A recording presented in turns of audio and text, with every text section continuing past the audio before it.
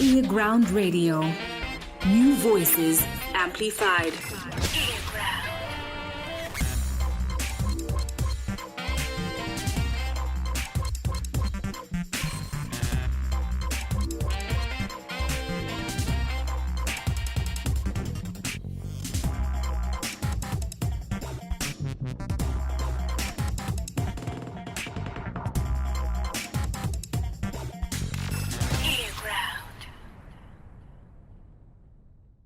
Greetings. Thank you so much for tuning in. Welcome to New Voices Amplified earGROUND. And it's a brand new year. It's 2021.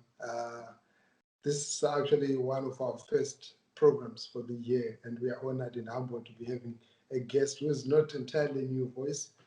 He's a legendary voice. I think he's been doing music for more than 20 years, and we're going to be taking him back into time, but also looking into the future of what he's currently working on. Talking about ALEXIO KAWARA. Welcome to earGROUND. Thank you very much, Plot. Thank you very much to everybody who's joining us. It's good to be here. You make me feel old. I'm 20 years in the music industry. That's one thing. you never look your age. You never look old. I mean, you've been in the music game for so many years, from the time of Fortune Umparut's Delani Makalima. You've worked with so many producers, so many artists. You worked with guests, you worked with so many artists that I can't even remember. Take us back. You grew up in Glenora. How was it? Yes. Grew up in Glenora. I think I had a pretty much normal childhood, like a lot of other people. I did my primary school, primary school, and I ended up with creche. My mother was a teacher at a creche in Glenora, so Nandrimwana teacher from time I see creche. Then from then went to Shiredenga Primary School, went to Mazoya High School, then Vainona High School. Then that was pretty much kukura kwangu kwemuglenora, and kana uri munhu wogeto, kukura kwoglenora kuri kwoglenora itamisa matai majenjere and all these things. So pretty much it. Great. I also spent a lot of time in Glenora. I later Glenora Twai for months. Right. So I was always passing through Shiredenga Chenda Chikondo. But this was a very humble background. There were not so many facilities in Glenora. Maybe part Glenora Hall, but there were a lot of stars that were coming from Glenora. I remember the likes of Simon Chibetu were coming from that neighborhood, and several other artists. But what sort of made you get an interest into music? I strongly believe that there's nothing that can really get you into music. I believe that music, it's built in. It's a built-in something. It's built in. You are born with it, and so you take interest in it from a very younger age. From the music that will be playing maybe in your home, from the music that you'll be hearing around, even from choir, koro, and all these things. There's a special interest that you just have, so you don't really get into music. I think it's just music is already in you. So it's a matter of actually getting the music out of you. That makes the difference. Oh, great. And do you remember the first time that you wrote a song? And which song was that? Oh, yes, I do. I actually remember that song. It was called She's Mine. And I think I was in grade 5, 6-ish, thereabout. And it was something like, oh no, she's mine, she's mine, she's mine. She'll never be yours, she's mine. I think at that time we were influenced too much. And Zotinon's type of music, but it was the music in English, like R&B, the current Indo music, the hit songs of the time, so that's the music that influenced me a lot. And so I kind of wrote a song, and thus I didn't have a girlfriend or anything, but She's Mine was, one of those things, influence. Great. And fast forward, your first recording, where was this? Which producer was it? And which song was it? My first recording was the song Amai, but I was part of a group, Friends Guess, recorded by Delani Makalima, studio ends Shamiso Entertainment. Gilbert, I'm sure you know Gilbert Mbavari. So he gave us our first opportunity to record there because that is the time that he was recording The Future, the album The Future, which was the first, I think, arguably the first Urban Grooves album ever to be recorded. So that was an opportunity that I had. I went, auditioned, and I auditioned to be a solo artist, but then Guess had an opening for a member. So they asked me if I wanted to become one, and I was so excited because it was also my first recording. And yeah, we did the song. I penned most of that song. We helped each other in the studio to make it sound the way it sounded, but I penned. So it was actually the song that I auditioned with, you know, and then they said, you know, we could use someone like you in the group. And then I was part of the group, and it was a hit. Yeah. Wow. It became a monster hit. It was playing everywhere. It Yeah. sort of transcended from different generations. I remember my mom was so much in love with that song. And being an urban song, coming from a background where Sungura, Rumba, and other music genres were dominant, and now urban music is starting to break new ground, and we're part of that foundation. How was the feeling? How much did it impact your personality and your vision towards music? You know, I'll be very honest. I believe artists at that time they were just doing music for fun, you know, and it was so it was a good feeling to hear yourself playing on radio, and also because I was part of a group, I was not known as Alexio. We were known as guests. So you'd hear your music playing, maybe you're sitting in a combi, and you know, you're just feeling proud, you know, that I'm part of that, and people don't even know who you are. So for me, it was a great feeling, but it was also a motivation for me to push even more towards music, because I was not really, I didn't think that I was actually going to become a musician. So I decided, you know what, let me try to do more of this. You never know where this will end up. So it motivated me to do more, if I may put it that way. Great. If you had not chose the microphone and the guitar and the bira, what else would you have pursued?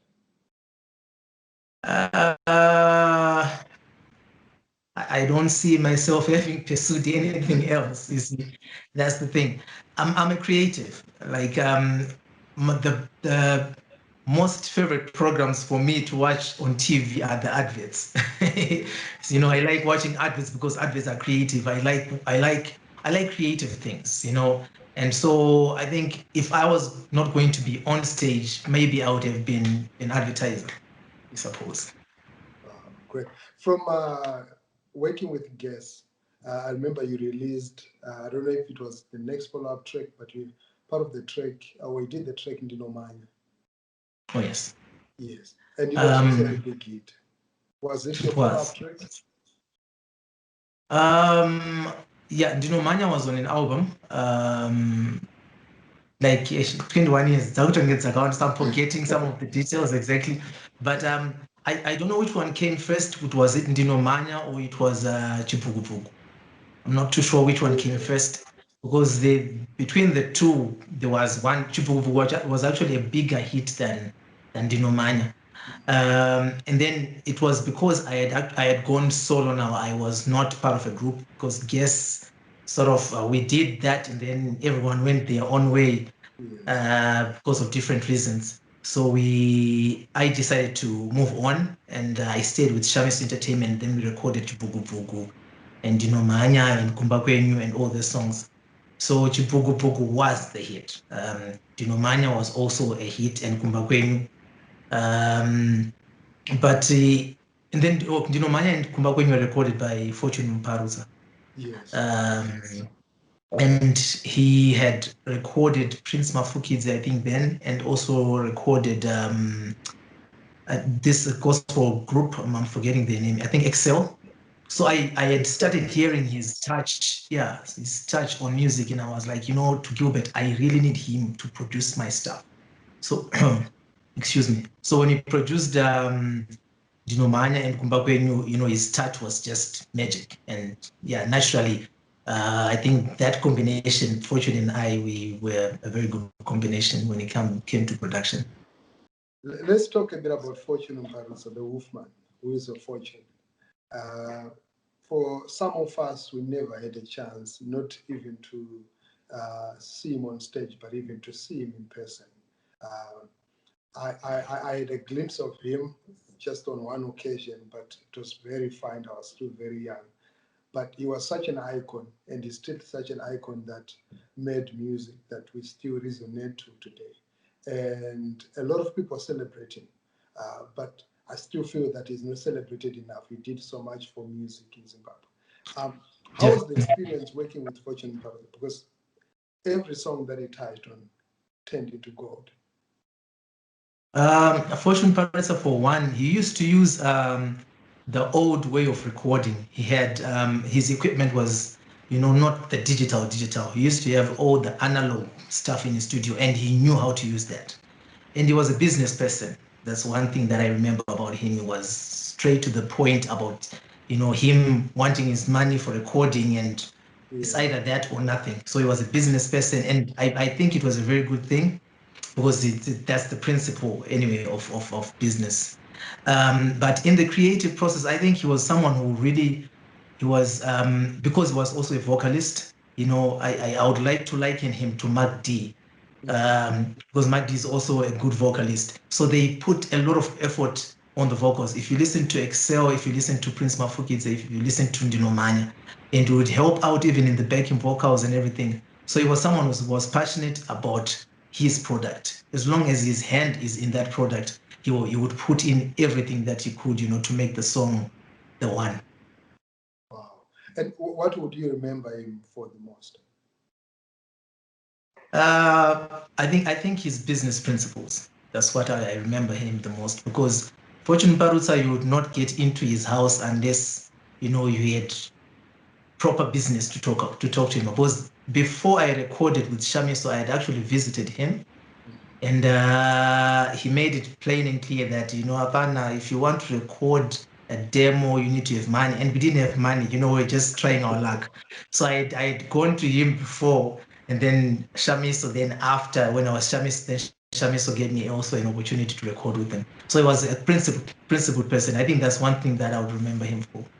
Wow, great. And still talking about producers, Shamiso, Gilbert Moariro, he did so much for the music industry in Zimbabwe.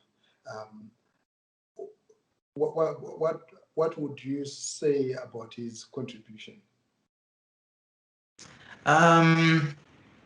I would say, I think Gilbert was one guy who, he had the guts, if I may put it that way. He had the guts to break the norm, because at that time, Sungura and other genres with the types of genres that were getting a lot of airplay. So by giving young artists a chance, it was myself, it was Anatevich Chifunyise, and all these guys. And for me, I think we owe him a lot. Even all these other youngsters who are coming, he's probably like the godfather of urban grooves. He gave a lot of young artists a chance to record. And we didn't record with money. We just went and recorded. It was a contractual, it was on a contractual agreement. So we recorded, gave us opportunity. And it was not just that. For us, especially for myself, he actually became a friend. So we're still in talking terms. You never know what's going to come up again, maybe after, then, because we last recorded together, I think in 2003. So he gave a lot of young artists a chance. So for me, if it wasn't for him, I don't think maybe I would have had another chance to record elsewhere, And before we move on, still on producers, Delani Makalima. Oh, yeah.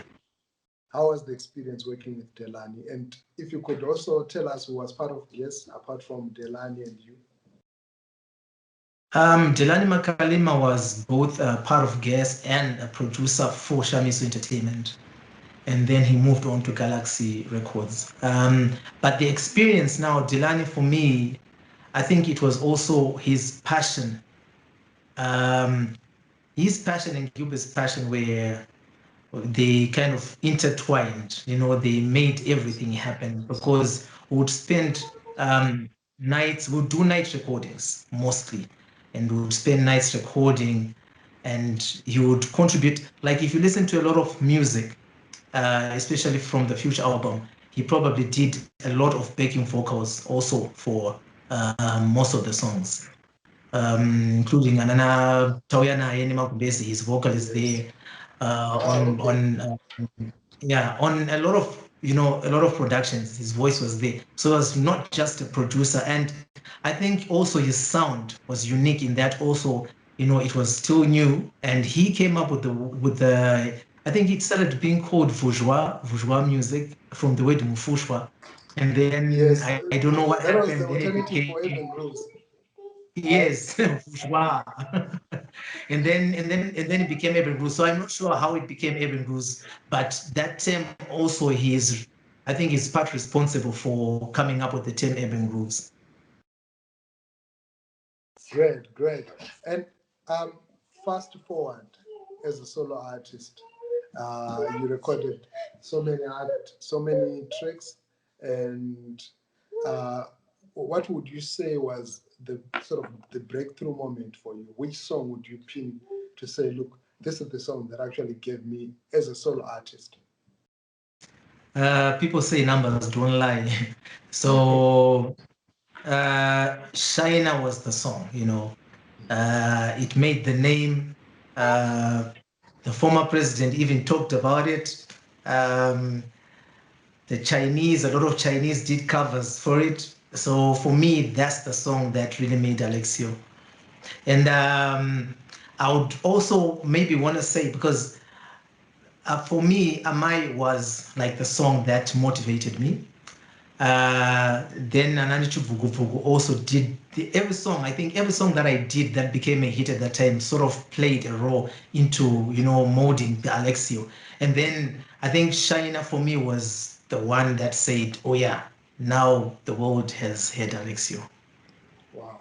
Let's talk about Shine. I remember very well because it dropped, it should be 26, 27 August of 2008.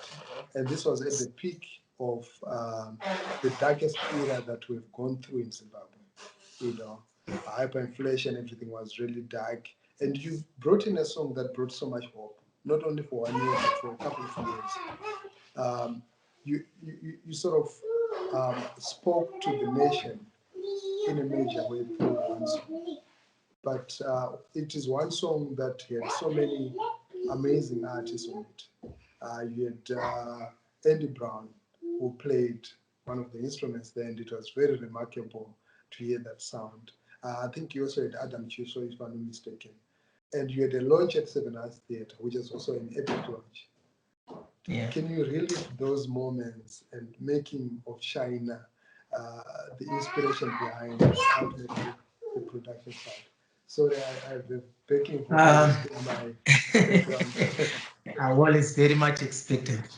Well, China for me, okay, the way that I came up with it, even if you were to ask me to take you step by step, I would not be able to. But one thing that I know that motivated the initial writing of that song was there's a friend of mine who said to me, the sun is never going to come up in Zimbabwe. And then for me, that sort of, motivated me to oppose his opinion. And as an artist, obviously, that came as a song. I remember I was still staying in Glenora. I remember what I would ask my mom, is this understandable? I would write lines and then I would ask her if she understands what I'm talking about, And then I recorded that song. Those days were the days where you would get into a combi, which means town. By the time you go back home, the price would have been different. So kapinda nemari you see, so kapinda nemari yakakwanirana, things will be bad for you. You probably walk back home. So for me, it affected me as much as it affected a lot of other people. But then as an artist, you have a way of venting it out. And I believe for me, the depth of the impact of that era is also what made China deep as it was. So it was the depth of how I felt. I felt what everyone was feeling. And as an artist, it had to come out in a deep song. So it was more like just and I guess all my ingredients in me of a good song. And as someone who is an artist, that song came out as it is. So I don't want to give credit to myself. I think I just want to give credit to God for that kind of talent that, that made that song happen. Because I still get a lot of people who talk about that song, what it meant for them, and all in different way. We're going through different situations. But it spoke to them. And for me, that said to me, no, you don't, it's not your song. This was not your song. It was a song for that time for people. And yeah, glory to God. I regard it as one of the greatest songs that ever came from Zimbabwe, and well done. I think it's still a very, very inspiring song. It still speaks to so many people, so many situations. Now we are under lockdown, COVID-19, and China Yeah. still, speaks into our life today and also in the future. Did you know that?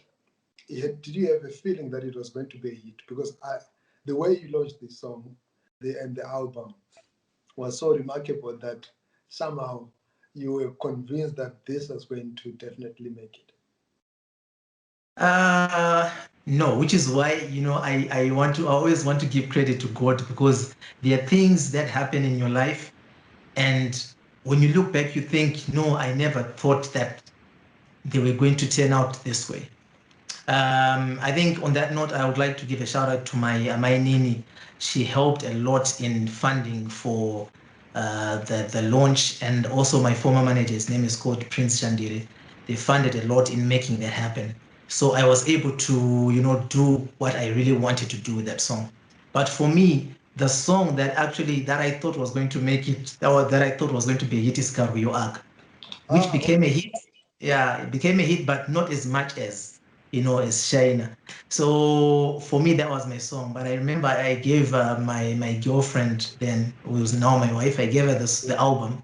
She listened to it. She was like, "China is the song," and well, I guess she was right.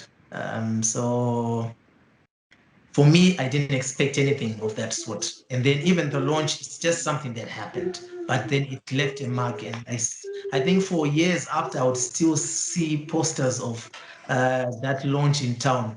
And for me, Yes. that said, yeah, now this is, it. So yeah, I would like to give glory back to God again for doing everything. Great. And it's quite interesting throughout the conversation. You make reference to the Almighty, and I've been following your social media for a couple of months now, and I've seen consistently how you have been talking about scriptures. You've been making reference to scriptures. Is that part of a transformation? Is Alexio a gospel artist, or you've always been a believing person? Um, I've been a believing person, but I think the depth of my relationship with God now has gone a little bit deeper. I would obviously want to still know Him more and more. But I think this lockdown has made me think and reflect on exactly where we're going, what this life is all about. And then most of my music has always been influenced by the scriptures, Ana Tizive and all these other songs. But then I think for me, to say I'm a gospel musician, I might go full time into gospel, but then at the same time, I would really love to call myself a Christian, because I think that's what comes first. And then everything else that was going to be happening in Beirut, I have no idea what's going to happen. But I would really love to share my story with the world. I would really love to share my faith with the world. I would really love to motivate people's spirits, because I've noticed that the flesh, goes nowhere. The flesh is the flesh, but the spirit is what needs motivation, especially in these times that we're living in. So I would like to speak to people's spirits so that they become stronger in face of everything that we're facing now. Wow, deep, deep. Some of the artists that you worked with, or possibly from a generation, are either no longer there on the musical radar, or some of them have since departed. you know, but you have stayed in the industry for such a long time. You continue to make music. So we're coming back in the next short while, and we're going to continue with the conversation to hear what has kept you in the game for so long. Stay tuned. You're listening to earGROUND. You're on earGROUND. Voices Amplified. Showbiz will never sound the same again. earGROUND. So thank you so much. Welcome back to earGROUND, Your Voices Amplified. We're taking a very small commercial break there, and we are back. I'm speaking there to ALEXIO Kawara. He has released so many albums. Do you remember the albums that you've made? Yeah, I think I do. 6, I think. 6? Yeah, 6 of them. Yeah, 6.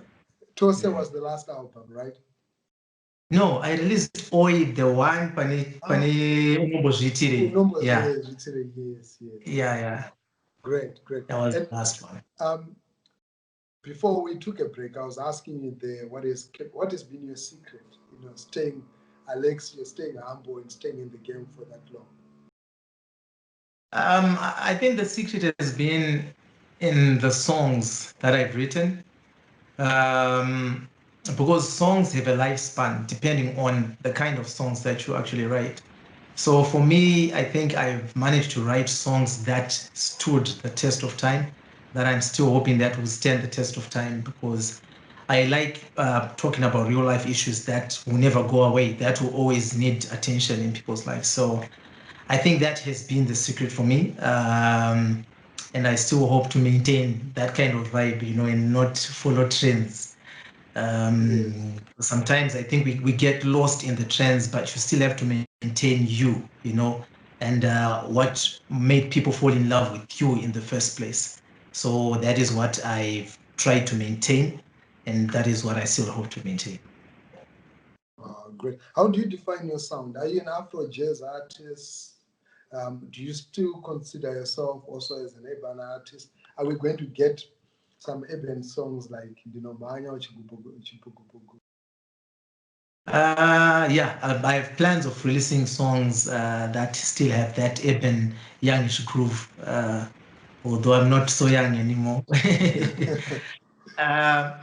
But the thing with music, I think, you just go with the flow.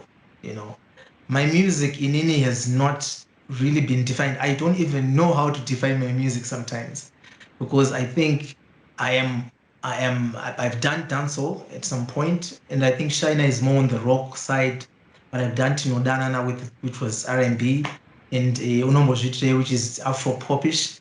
So for me, I think what really defines my sound is me, being in the song. It's not about the kind of music that is in the background, because the kind of music depends also on the producer and the people that you work with to come up with that kind of sound. So for me, I hope to maintain me, and so in terms of the music, that will be the background. It can always change, but I'll still try and maintain the ALEXIO that people know. Great. And for somebody who has endured or who has survived in the industry for so long, and many years, still making great music, and what would you advise to young people that are making music now? I see these days that there's this youngster called Hollyton. Yeah. And then I was looking at his discography. I noticed that he's got music that he recorded way back.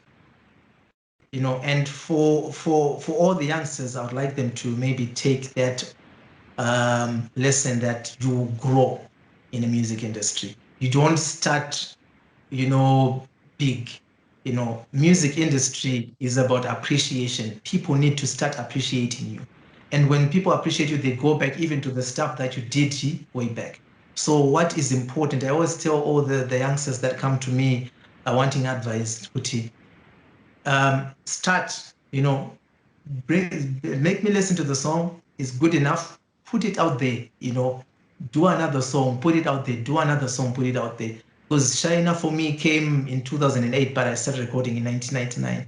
If you look at other artists, they've other songs that they recorded before that they released, but they didn't really make it. But then maybe it started earning them money even after, way after they had already, yeah. So it's a matter of chirindi, have the guts to release what you've created. I think that's my advice.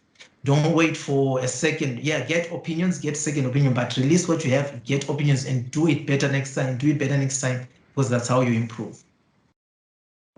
Great. And COVID-19 has affected the entire creative industry in the world. And you're working in a space in Zimbabwe. How has this directly affected you and impacted your work? Well, obviously the music business has actually stopped functioning. We didn't get to make money. But for me and my team, we've been privileged to have a few shows and a few jobs that we managed to do in 2020. But it's not the same. It has not been the same, So obviously, financially, we had to cut down on a lot of things because we used to do a lot of performances, a lot of private performances, weddings and all. So now I don't know how many people wedded last year, but if they did, they were probably just the two of them and a few other people, and people were not allowed to gather even up to now. So business-wise, everything has stopped. But I also look at the positives for me. I've actually started working more on my art, because nothing lasts forever. I'm working more on my art. I'm recording. I'm really taking this time to record, and because of also the era that we came into the industry in, like to the urban grooves, online and all, it was not really there, So now we're actually learning to right. This is the way we need to start penetrating the online market, making ourselves known, on social media and stuff like that. Because before that, I'll be honest, my target market has been the corporate and weddings. And if you follow my social media, you notice that I don't have a lot of followers, but I'll get maybe jobs every week. So now, it's different. So now we have to catch up to what is happening right now. And so it's a good thing that we've learned. It's a good thing that we have time to actually reflect on your art right now. And I think maybe let me take this time also to advise a lot of artists who are there. Don't relax, even now. And I've noticed that even on live performance, some people complain about the quality of the performance. It's because we have stopped practicing. But people can still practice at home. I still practice. I do my vocals every day, except yesterday. But I still do my vocals almost every day. And so for me, if a chance pops up, I'm there to sing, because you can get called tomorrow when they come and do an online show and your voice dark. So we need to be like stay in the game and be fit, Great. You Yeah, did a lot of collaborations. Okay. Sorry? No, I was saying you did a lot of collaborations, and Tinodanana was one of the biggest hits. Do you see yourself collaborating with any of the new artists or the young artists that are popping up? And if any, which two would you love or would you consider to maybe work on a collab or something? Well, there are lots of them, and I think a lot of them are really good and they're really working very hard. But at some point we had a conversation with Natty O, and I think maybe something might just come up, although maybe it might come up a little later on in the year. But I'm hoping that we'll be able to create something. So for me, Natty O is the one that just came to my mind when I thought of the younger generation. But I'm respecting their hustle. I like the way that they're working hard, especially on the visuals and all those things. Yes. Yeah, so I think just him for now. But I would really love to look for another artist to collaborate with, especially even in the line that I'm taking of doing more gospel, inspirational, motivational music. And I'm sure it would also reach out to the younger generation, because I'm seeing the youth, they're seeing as if life is worthless because of the environment that we're living in. So hoping that I also get to reach out to them using, the artists that also reach out to them in their own circles. Great.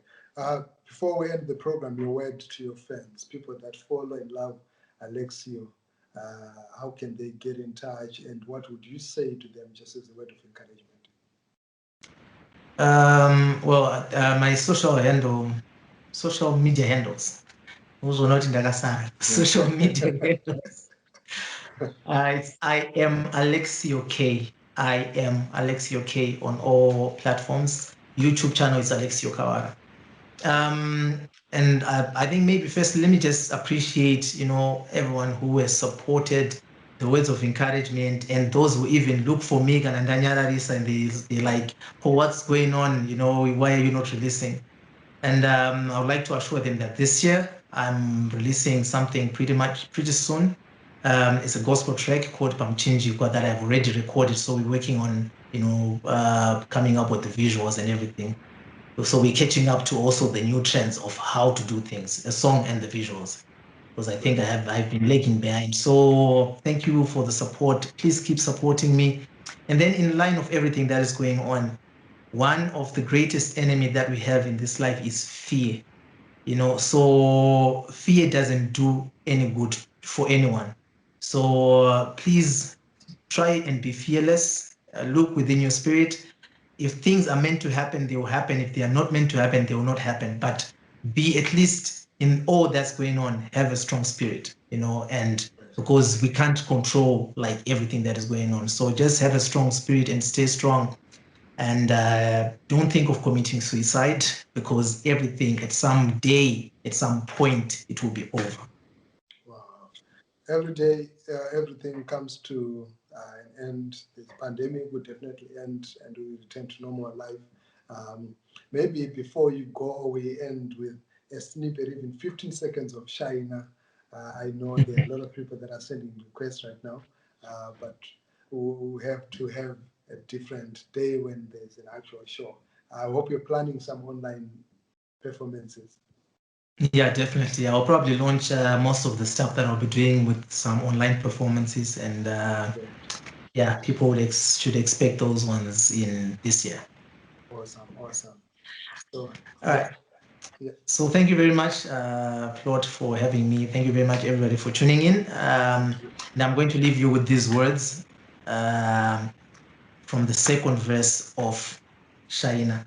And then may they resonate with you, may they encourage you even in the worst of times. Nzizipa dzinoerera nemarara, pasiposara nejecha, newerambao kuparara, kuzvinonga zivese, kuziva masango akukura enu kupera kwa zvose. Kuchabuda zuva parinobuda iwewe, richishaina newe shainao. Zuva parinobuda iwe, richishaina newe shainao. Kunyangwe kunerima uri mwenje, usazodzimao. Zuva parino well, Wow, but you know what, don't worry, I'm trying to stay safe. So please stay safe too, and I hope to see you again soon. Mama performances, Edu, live performances and everything. Wow, thank you so much. That was such an honor, and to everybody who's been watching, we've been watching earGROUND, New Voices Amplified. I'll be speaking there to ALEXIO KAWARA. I regard him as a legend. He's been in the music industry for more than 21 years.